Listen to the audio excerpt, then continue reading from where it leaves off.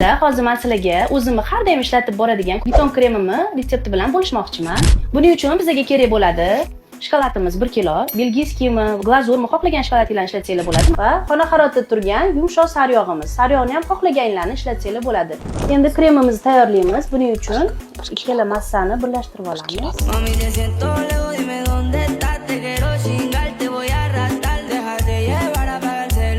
Mastikamizni sekin yoyishni boshlaymiz. Mastikada faqat alo sifat bilan ishlayman, qoplashga juda ham yaxshi. Qizlar, mana keyingi mastikamizga rang qo'shib chiqarib oldim.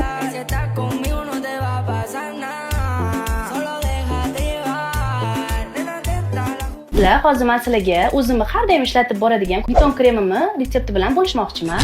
Buning uchun bizga kerak bo'ladi shokoladimiz 1 kilo, belgiyskiymi, glazurmi xohlagan shokoladlarni ishlatsanglar bo'ladi va xona haroratida turgan yumshoq saryog'imiz. Saryog'ni ham xohlaganlarni ishlatsanglar bo'ladi.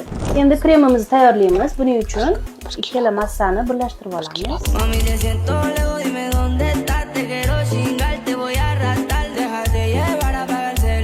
Mastikamizni sekin yoyishni boshlaymiz. Mastikada faqat alo sifat bilan ishlayman, qoplashga juda ham yaxshi. Qizlar, mana keyingi mastikamizga rang qo'shib chiqarib oldim.